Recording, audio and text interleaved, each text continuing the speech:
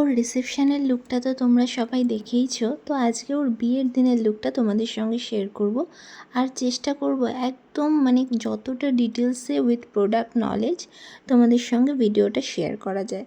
মানে এত ডিটেলসে বোধহয় আমি এর আগে ভিডিও পোস্ট করিনি। তো দেখতে থাকো। আর ওকে কিন্তু সাজানোর পরে একদম লক্ষ্মী ঠাকুরের মতো লাগছিল কি না তোমরা কিন্তু দেখে অবশ্যই জানিও।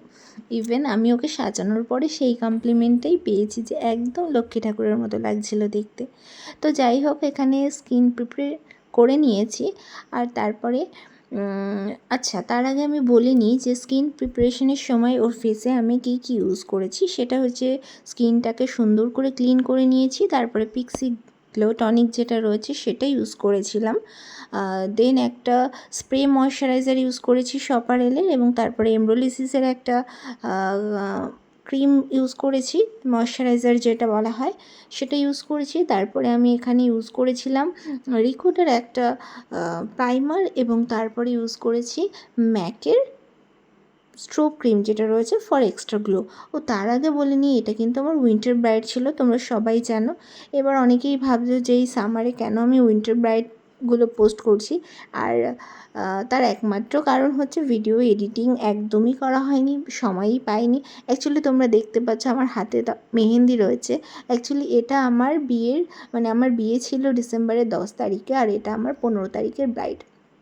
তো হাতের মেহেন্দিও তখনও ওঠেনি। আর বিয়ের পরপর সত্যি কথা বলতে ভীষণ ব্যস্ত হয়ে পড়েছিলাম একটু, তো যার জন্য একদমই ভিডিও এডিটিংয়ের সময় পাইনি। তো এখন সময় করে সবটা এডিট করে তোমাদের সঙ্গে শেয়ার করছি। তোমরা কিন্তু অবশ্যই জানিও তোমাদের কেমন লাগছে আমার ভিডিও।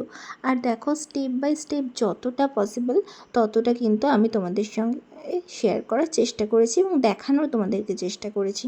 তো যাই হোক, ম্যাকের স্ট্রোব ক্রিম ইউজ করেছিলাম তোমাদের বলেছি, এবং তারপরে দেখতেই পেয়েছো যে একটা ফরএভার 52 প্যালেট থেকে কনসাল্ট করে নিয়েছি। দেন হুডা বিউটি না, সপারেলের ফাউন্ডেশন ইউজ করেছিলাম।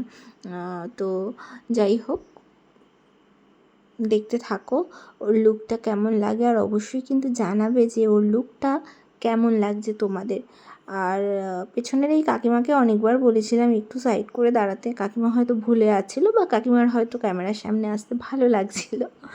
যাই হোক, তো দেখো এটা একটা লাস্ট ফিনিশিং টাচ যেটা দেওয়ার চেষ্টা করছিলাম, একটু হাইলাইটার ইউজ করেছিলাম। এটা অফরার একটা হাইলাইটার ছিল। আর দেখো ওর চোখটা কি সুন্দর লাগছে, ভীষণই সুন্দর লাগছে। আর একটা কথা বলি, এটা কিন্তু সেলফি ক্যামেরাতে ভিডিওটা নেওয়া হচ্ছিল, যার জন্য তোমাদের মনে হতে পারে যে ফেসটা কি সাদা লাগছে বা কিছু। অ্যাকচুয়ালি সেরকম কিছুই না, জাস্ট ক্যামেরার জন্য এবং লাইটের জন্য। এবং আমার লাইট সেট আপ ভীষণই খারাপ, মানে কিভাবে সেট করি আমি নিজেও বুঝতে পারি না যে আলটিমেটলি আমি কী করলাম। তো যাই হোক, ওর স্কিন টোনের সঙ্গে ম্যাচ করেই কিন্তু একদম ফাউন্ডেশনের যে টোন সেটা ম্যাচ করেই কিন্তু করা হয়েছিল। জানি না তোমাদের ভিডিওতে কেমন কি মনে হচ্ছে। আর দেখো এখানে কমপ্লিট প্রায় হয়ে গেছে, ভীষণ সুন্দর লাগছিল। ওকে কেমন লাগছে বলো এবার, লক্ষ্মী ঠাকুরের মতো কিনা। আর ওরও কিন্তু ভীষণ পছন্দ হয়েছে, সেটা তোমরা ওর রিসেপশনের লুকেও রিভিউ দিয়েছিল আমাকে। আর এদিন একটু ব্যস্ত ছিল, আর এটা ছিল ওর ফুল লুক। দেখো ফাইনাল লুক একদম লক্ষ্মী ঠাকুরের মতো লাগছিল দেখতে। আচ্ছা, তোমাদের কেমন লাগলো অবশ্যই কিন্তু জানিও। টাটা। আর ভালো লাগলে কমেন্ট করতে ভুলো না কিন্তু।